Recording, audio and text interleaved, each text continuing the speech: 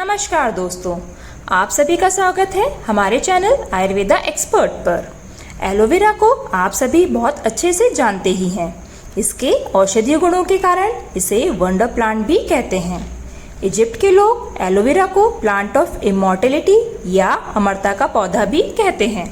लेकिन कुछ और बातें भी हैं जो शायद आप एलोवेरा के बारे में नहीं जानते होंगे, जैसे एलोवेरा को लगाने का सही तरीका क्या है, उसकी कौन सी प्रजाति हमारे लिए उपयोगी है, बेस्ट एलोवेरा की पहचान कैसे करें, इसके फूल, फल, पत्ती इत्यादि की विस्तृत जानकारी इस वीडियो में आज मैं बताऊंगी।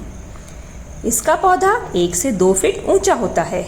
इसे कुमारी, ग्रह कन्या, घृत कुमारिका भी कहते हैं। घृत कुमारिका जैसे नाम से ही समझ आ रहा है, घृत घृत मतलब घी, तो घी के समान पिच्छल या चिकनी पत्रमज्जा होने से इसे घृत कुमारी का नाम दिया गया है। हिंदी में से घी कुआर या ग्वारपाठा कहते हैं। अंग्रेजी में से इंडियन एलो कहते हैं। इसकी पत्तियां 15 इंच लंबी, 4 इंच चौड़ी और आधा से 1 इंच मोटी होती हैं। यह एक सर्कल के रूप में ग्रो होती हैं, जिसमें नई पत्तियां बीच में अंदर की ओर घेरा बनाती हैं और पुरानी बाहर की ओर फैलती जाती हैं। पत्तियों के किनारों पर छोटे छोटे और नुकीले कांटे होते हैं। पत्तियों के भीतर घी के समान पिच्छल मज्जा होती है। इसे ही आम भाषा में एलोवेरा जेल कहा जाता है। अब ये एलोवेरा जेल हमें कैसे प्राप्त हो सकता है, इसके बारे में मैं आपको विस्तृत जानकारी दूंगी।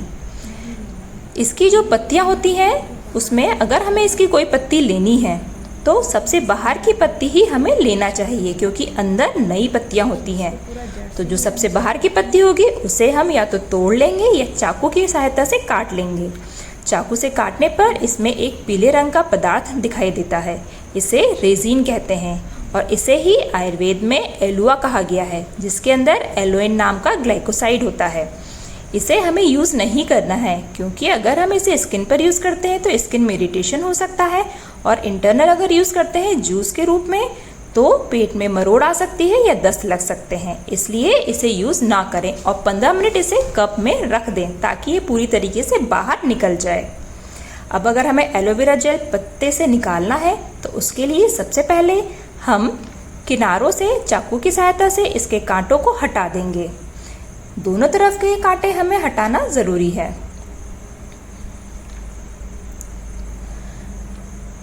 दोनों तरफ के कांटे हटाने के बाद हम इसे बीच से काटेंगे। बीच से काटने पर हमें इसकी जेल दिखाई देने लगेगी। यही जेल हमारे लिए बहुत ही उपयोगी होती है। स्किन पर और या जूस बनाने के लिए इसका ही उपयोग किया जाता है। अब आती है इसके फूलों की बात। तो जो फूल होते हैं वो पौधे के बीच में एक पुष्प ध्वज निकलता है, इसी में इसके पुष्प आते हैं। अलग अलग प्रजातियों में अलग अलग रंग के पौधे होते हैं। नारंगी, पीला, लाल, अलग अलग प्रजातियों में अलग रंग के हमें फूल इसमें दिखाई देंगे। इसके फूल घंटी या बेलन के आकार के होते हैं। अब बारी आती है कि एलोवेरा को गमले या ज़मीन में कैसे लगाया जाता है। इसे पूरी जड़ के साथ, जिसे बल्ब कहते हैं, लेना चाहिए। सिर्फ एक पत्ती से एलोवेरा नहीं आता है। एलोवेरा की अलग अलग प्रजाति होती है। जैसे आपको अभी जो दिखाई दे रही है वह है स्टॉक पैटर्न में ग्रो होने वाली एलोवेरा, और दूसरा है रोजेट पैटर्न में ग्रो होने वाली एलोवेरा। इसमें इनका क्या नाम है यह मैं आपको आगे बताऊंगी। इसे थोड़ा सा गड्ढा कर गमले में लगा दें, जिससे इसकी जड़ मिट्टी में अंदर रहे। ठंड के महीने में इसकी ग्रो फास्ट होती है। ये बहुत ही कम समय और केयर में लगने वाला पौधा है। यह पौधा गर्मी भी सह लेता है। इसे बहुत ही कम पानी चाहिए ग्रो होने के लिए। इसे बहुत ही कम और ब्राइट लाइट चाहिए होती है। घर की खिड़की अच्छी होती है, लेकिन अगर इसमें फूल आने हो तो इसे पूरी सनलाइट चाहिए होती है। अब बात करते हैं इसकी प्रजाति की। तो इसकी 2 प्रजाति होती है। एक जो हम खाते हैं, जिसे एलोवेरा बार्बेडेंस कहते हैं, और दूसरी जो बाहरी यूज़ में आती है बालों पर, स्किन पर लगाने के लिए, जो कि खाने योग्य नहीं होती है। इसे एलोवेरा चिनेंसिस कहते हैं। तो ये दोनों प्रजातियों के बारे में अब मैं आपको विस्तृत जानकारी दूंगी कि इन्हें हम कैसे पहचान सकते हैं और कैसे हम इनको उपयोग कर सकते हैं। ये आपके लिए जानना बहुत ज़रूरी है, क्योंकि दुनिया में 500 से ज़्यादा एलोवेरा की प्रजातियां पाई जाती हैं, लेकिन भारत में इसकी कुछ ही प्रजातियां हैं और ये 2 ही प्रजातियां अधिकतर पाई जाती हैं।